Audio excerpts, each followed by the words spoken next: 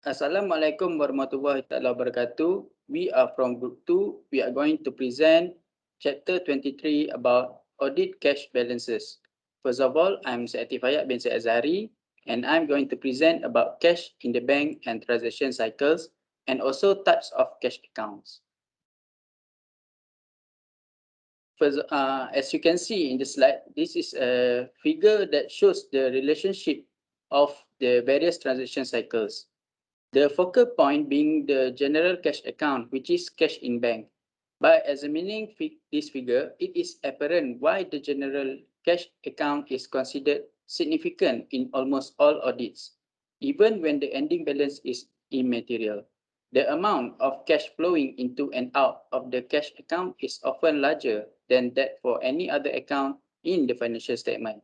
Furthermore, the susceptibility of cash to embezzlement is greater than for other types of assets because most of other assets must be converted to cash to make them usable.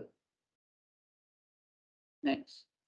In the audit of cash, auditors must distinguish between verifying the client reconciliation of the balance on the bank statement to the balance in the general ledger and verifying whether recorded cash in the general ledger correctly reflects all cash transactions that took place during the year.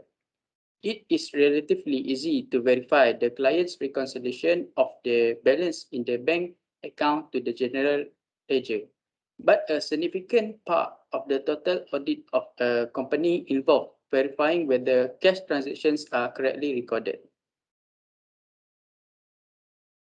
Next is the misstatements, which are normally discovered as a part of the test of a bank reconciliation. First of all is failure to include a check on the outstanding checklist. Second, cash received by the client recorded in the wrong period. Third, deposits recorded near year end, deposited in the bank in the same month, and included in the bank reconciliation as a deposit in transit. And lastly is the payments or notes payable, which is debited directly to the bank balances but not entered in the client's records. Next is the misstatements, which may not be discovered as a part of the audit of the bank reconciliation. First, failure to bill a customer. Second, an embezzlement of cash received from customers. Third, duplicate payments. Fourth, improper payments of personal expenses. Fifth, payment for raw materials not received. Six, payment to employee for hours not worked. And lastly, payment of excessive interest to related party. Next is the types of cash account. There are 5 types of cash account. Number 1 is general cash account. The general cash account is the focal point of cash for most organizations because virtually all cash receipts and disbursement flow throughout this account. Second is imprest account. A fixed balance is maintained in the imprest payroll bank account. Immediately before each pay period, one check is drawn on the general cash account to fund the net payroll paid from the payroll account.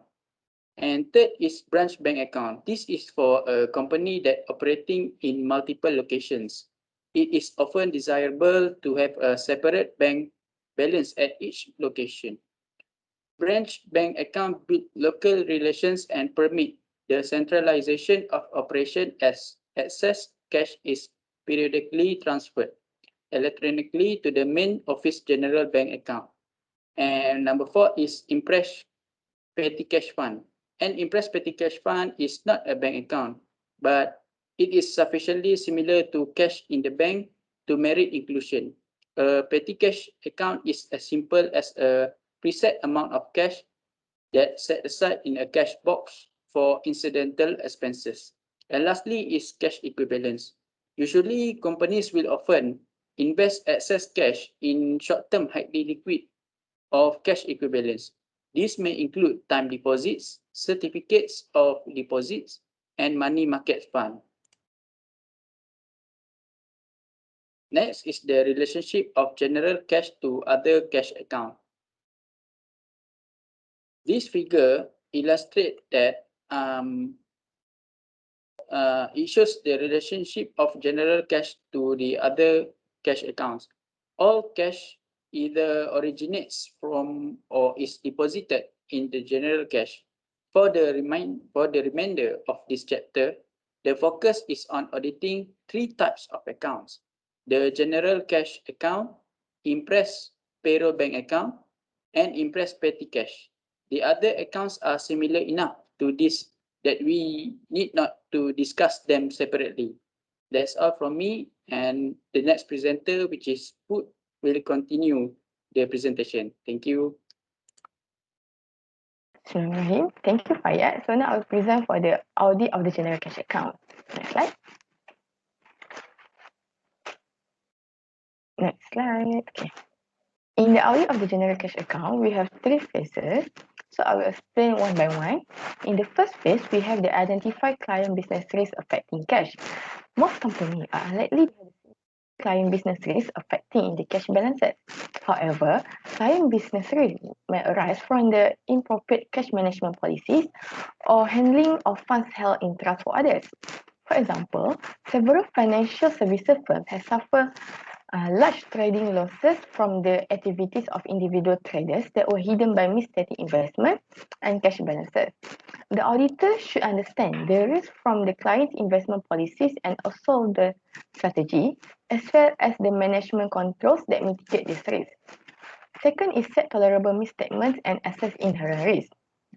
We know that cash balance is not material on many audits, but cash transactions affecting the balance are almost always extremely material. Therefore, the potential often exists for the material misstatements of cash. Because of cash is more susceptible to theft than other assets, there is high inherent risk for the existence, also the accuracy objective. These objectives are usually the focus in the auditing cash balances. So we move to the we move to the last part in the first phase, which is assess the control risk. In the assess control risk, we have two internal controls over yield and cash balances in the general account, which are controls over the transaction cycle affecting the recording of cash receipt and disbursement. And second is independent bank reconciliation. Now we move to the second phase, which is design and perform tests of controls and substantive tests of transactions. In many audits, in the yield and bank reconciliation is extremely audited. By using the analytical procedure to test the reasonableness of the cash balance, is therefore less important that it is for the most other than audit areas. Lastly, in the third phase, we start with the design and perform analytical procedure. Auditor commonly compare the ending balance to the bank reconciliation, deposit in the transit, outstanding checks, and also other reconciling items with the prior year reconciliations. Similarly, auditor normally compare the ending balance in cash with previous month's balance with the previous month's balances. This analytical procedure may uncover misstatements in cash. Lastly, in the third phase is design test of details of cash balance. To audit cash in the bank, the auditor have to verify whether the bank reconciliation that received by client is correct or not. In this part, the most important objectives are the existence, completeness, and also the accuracy. So we move to the next slide. Okay. In the part of audit of the general cash account, we have three procedures by discussing the importance and their complexity. So the three procedures are receipt of bank confirmation, receipt of cut-off bank statement, and also test of the bank reconciliation. However, I will present for the receipt of bank confirmation, while the other will present by Faris and Afika. So, in the receipt of bank confirmation, it is not required for non-public entities or under international auditing standards. However, the auditor usually obtains a direct receipt of a confirmation from every bank or other financial institution with which is the client does the business, except where there is unusually large number of inactive accounts. If the bank does not respond to a confirmation request, the auditor should send a second request or they can ask the client to communicate with the bank to ask them to complete and return the confirmation request to the auditor. After the auditor receives the completed bank confirmations, the balance in the bank account confirmed by the bank should be traced to the amount stated on the bank reconciliation. Next slide. Okay, this is the example of the standard confirmation of financial institution account balance information. That's all from me. So now I will pass to Faris to present another procedure. Thank you. Thank you, Putri. My name is Muhammad Farid Izzuddin. So today I will present to you about receipt of a cut-off bank statement. So what is cut-off bank statement? Cut-off bank statement is a partial period bank statement and the related copies of cancelled check, duplicate deposit slips, and other documents that included in the bank statement, which is mailed by the bank directly to the CPF firm's office. So what is the purpose of a cut-off bank statement? The purpose of the cut-off bank statement is to verify the reconciling items on the client's year-end bank reconciliation with evidence that is not accessible to the client. So in order to fulfill the purpose, the auditor may request the client to have the bank statement for 7 to 10 days subsequent to the balance sheet date directly to the auditor. Next is, what if the auditor not receive the cut-off bank statement directly from the bank? So most of the auditor will verify the subsequent period of bank statement. The purpose of it is to test whether the client's employee have omitted, added or altered any of the documents which is related to the statement. So this test is obviously for intentional misstatement. Lastly is the auditor will perform the following verification in the month subsequent to the balance sheet date.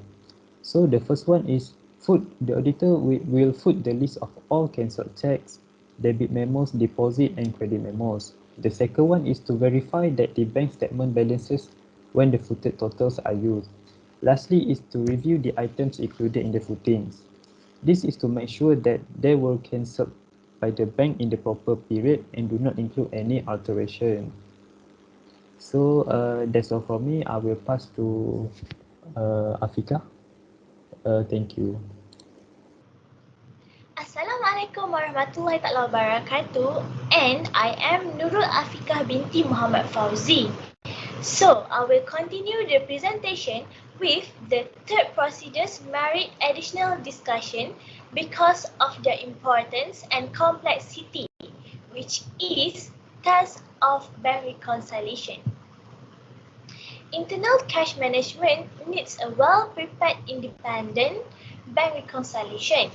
Auditors examine bank reconciliation to see whether client personnel have properly prepared and to confirm that the client's report bank balance match with the actual cash in the bank, with the exceptions of deposit in transit, overdue checks, and other reconciling items. Why there is exceptions of deposit in transit? Deposit in transit cause the bank statement's balance to understate the company's actual cash balance. Since deposit in transit have already been recorded in the company's books as cash receipts, so they must be added to the bank statement balance. The auditor used this information from the cut-off bank statement to check the appropriateness of reconciling items while checking the reconciliation. There are several procedures are used by auditors to verify the reconciliation. The first procedure is verify that the client's bank reconciliation is mathematically accurate, which is the auditor need to go through the ledger entries for the bank account, check each withdrawal, check or deposit and see if it is recorded on the bank statement. If the auditor finds some that are not in it, it must be compared to the ledger and reconciliation. everything that is not on the bank statement should be listed as reconciliation item.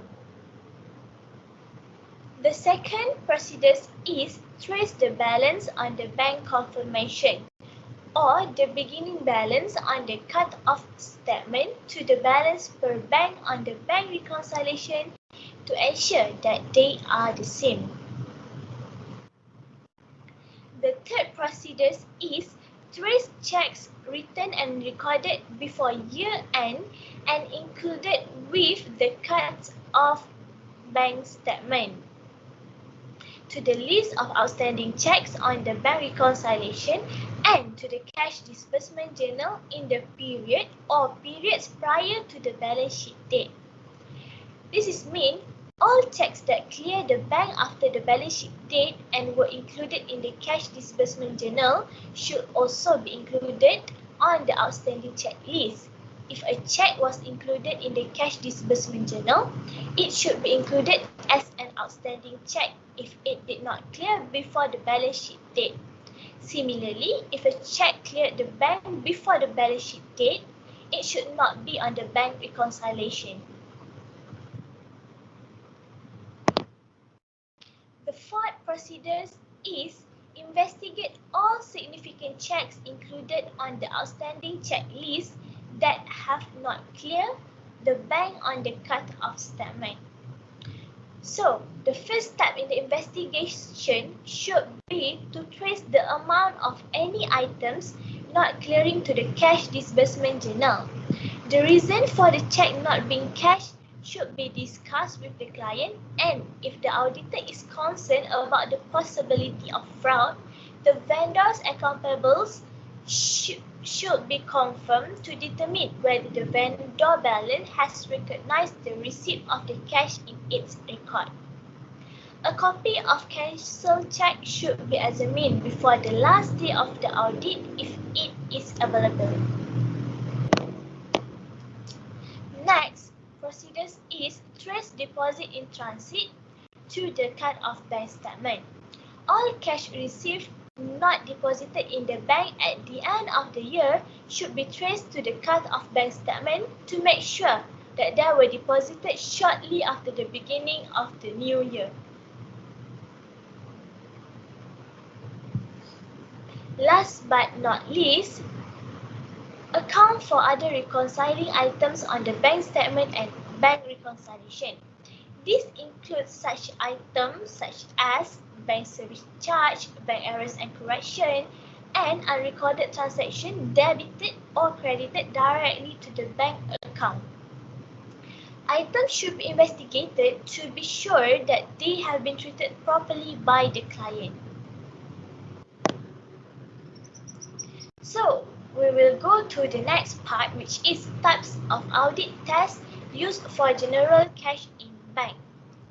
So, the figure shows that what kind of test that we will perform over cash. Cash is balance sheet account, so normally people expect to see cash showing on a balance sheet, but because of cash is so much critical part of the business process, we are going to expect to see test control over cash related to testing the controls for those business process such as the revenue and collection cycle and also the expenditure cycle. We have cash coming in and also we have cash going out, and we talk about the way cash generated versus the way cash is disbursed and what gives rise to disbursement. So, what's the auditors auditing this beginning balances the receipts, how cash is generated by looking at the revenue cycle.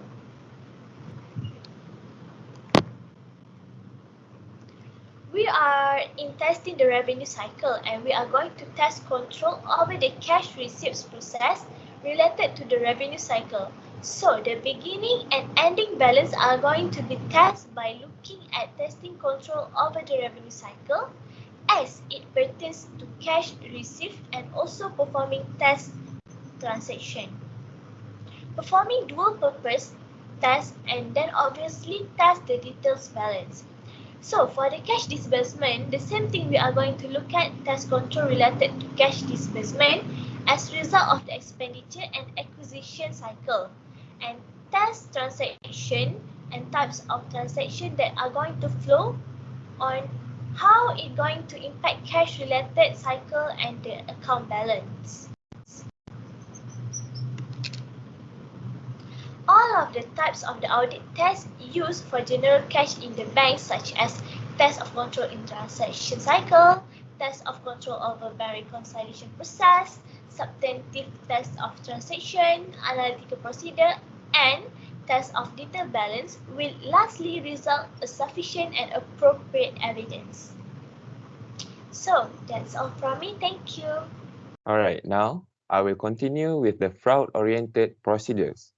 Generally, there are three main elements in fraud-oriented procedures, which are: first, extended test of bank reconciliation; secondly is proof of cash; and thirdly is test of interbank transfer. So it is crucial for every auditor to extend the procedures in the audit of year-end cash to determine the possible element of fraud. Next. Firstly, I will go through the extended test of the bank reconciliation.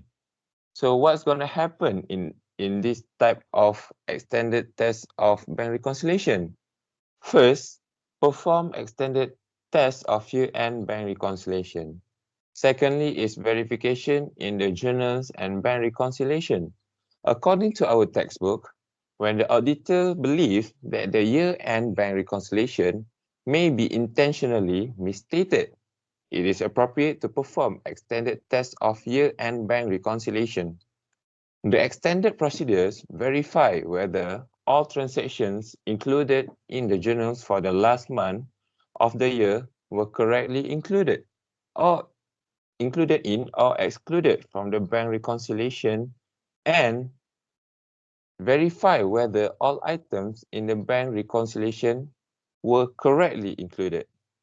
Let's assume that there are material internal control weakness and the client's year-end is December 31st. So using a common approach, auditors should do 4 steps. We go to the next slide. Step 1. The auditor should have compared with previous month's bank reconciliation. Secondly, compare all cancelled checks and deposit slips with cash disbursement and receipts journals. And the third step is trace all unclear items from previous month bank reconciliation. And last but not least, verify all reconciling items. Next. Now I will go to the proof of cash. So what is proof of cash? Proof of cash happens when auditors sometimes prepare a proof of cash when the client has material internal control weakness in cash. So the auditors uses a proof of cash to determine whether the following were done, which are: all recorded cash receipts were deposited, all deposits in the bank were recorded in the accounting records. Next is all recorded cash disbursements were paid by the bank. And last but not least, the auditor should ensure that all amounts that were paid by the bank were fully recorded. Next. So we proceed with the reconciliation task under proof of cash. So what's inside the reconciliation task?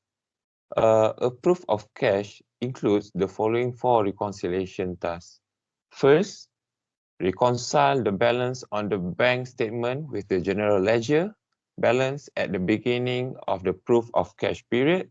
Secondly, reconcile cash receipts deposited per the bank with receipts recorded in the cash receipts journal for a given period. Thirdly, reconcile electronic payments and cancelled checks clearing the bank with those recorded in the cash disbursement journal for a given period. And last but not least, reconcile the balance on the bank statement with the general ledger balance at the end of the proof of cash period.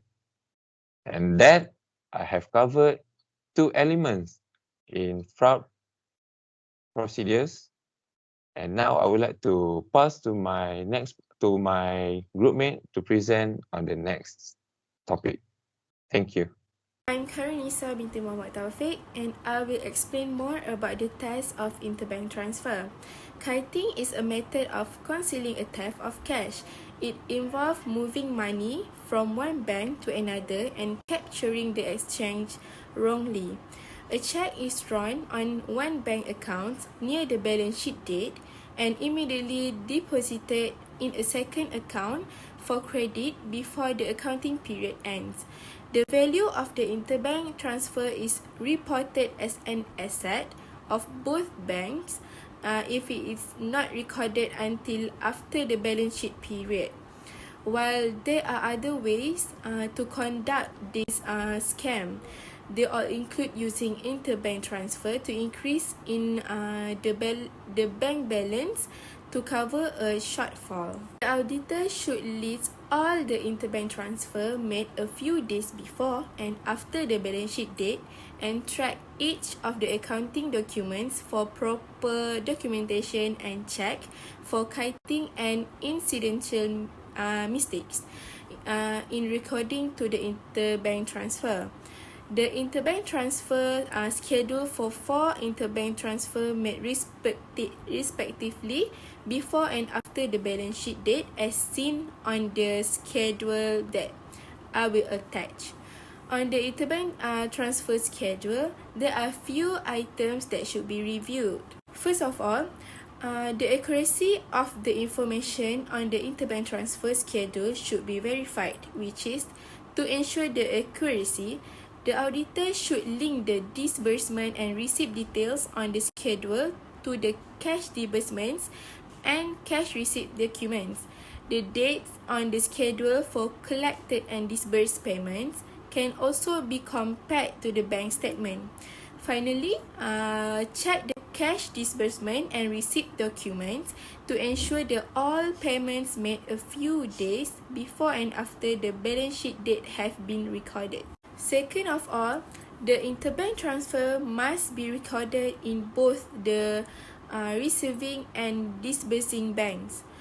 For example, a 100,000 ringgit transfer from Bank A to Bank B was registered but only the disbursement, indicating an effort to hide a theft of cash. The third one, the date of the recording of the disbursement and receipt for each transfer must be in the same fiscal year.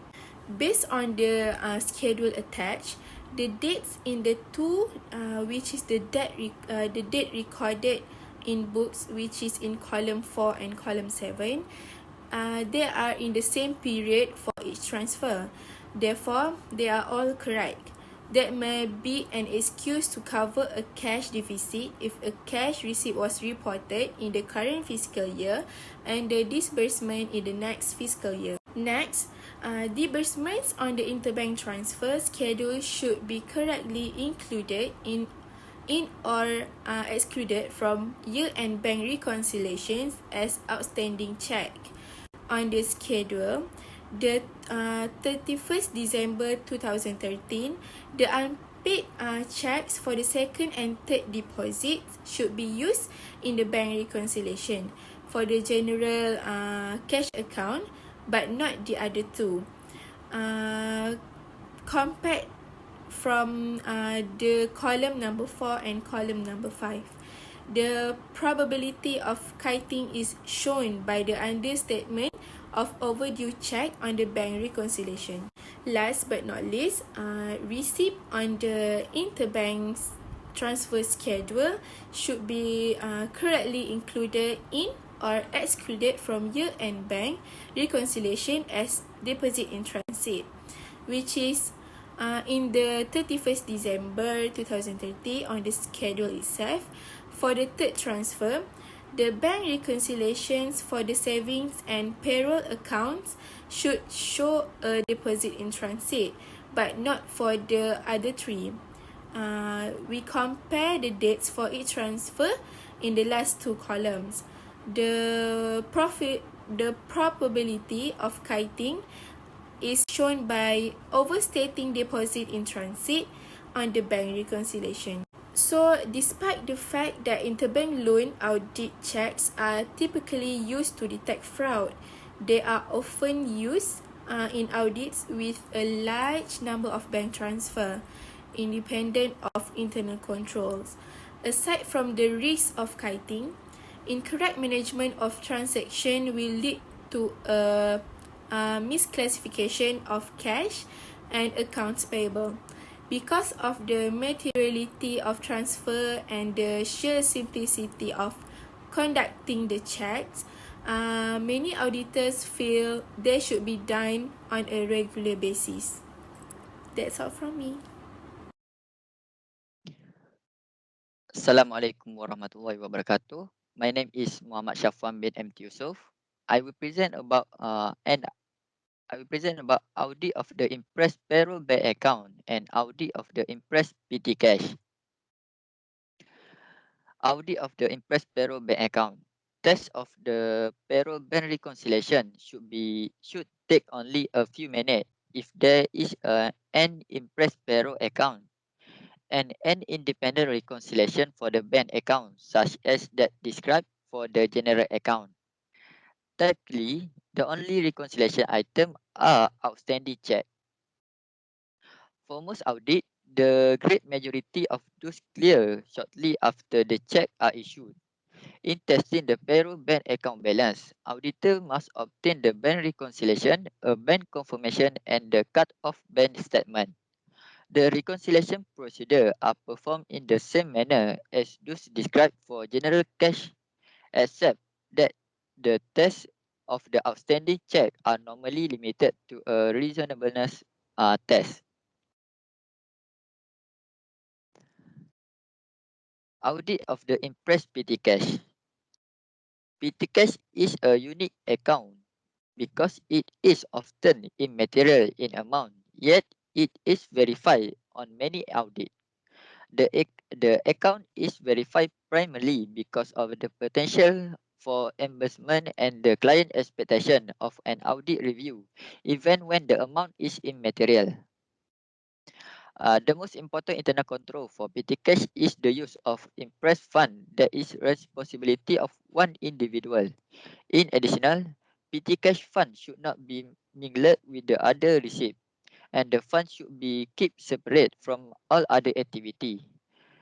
There should also be limit on the amount of any expenditure from petty cash as well as on the total amount of the fund. When a when a dis, when a disbursement is made from petty cash, adequate internal control require a responsible official approval on pre-numbered petty cash form. The total of actual cash and check in the fund plus the total unreimbursed PT cash form that represent expenditure should equal the total amount of the PT cash fund state in the general ledger. When the PT cash balance run low, a check payable to the PT cash custodian should be written on the general cash account for the reimbursement for PT cash. The check should be for the exact amount of the pre-numbered voucher that are that are submitted as evidence of actual expenditure. This voucher should be verified by the account payable clerk and cancelled for prevent their reuse. That's all from us. Thank you.